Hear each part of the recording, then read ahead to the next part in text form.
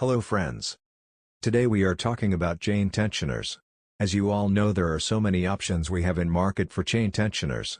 We can buy online them, but they all are not durable and perfect. As I researched, I found several type of chain tensioners. But they are so expensive.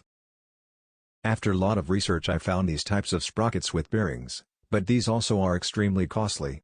That's why we are going to figure out to make a chain tensioners that anyone can also build for yourself. So the most important parts is the sprocket with bearing, because bearing fitted sprocket is good option for idle the sprocket easily. Now let's start. For this type of sprocket we can use any type of sprocket, but I am using normal 100cc bike sprocket.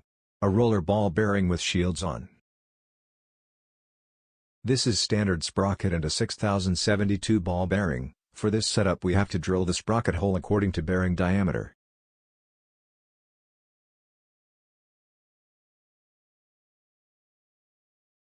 Slightly increase the hole size, and give a tap around curve so we can centrally install the bearing.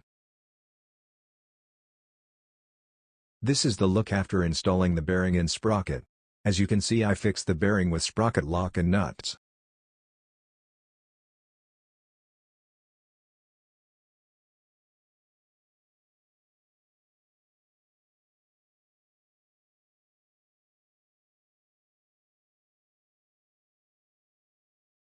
Now put a washer to support the inner circle of bearing to move freely.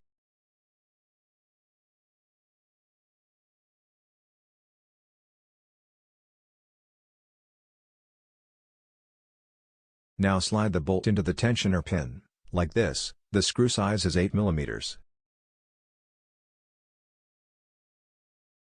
Now our chain tensioners assembling is ready. Next is to make a suitable frame to fix this setup. Our main job of making a tensioner is finished.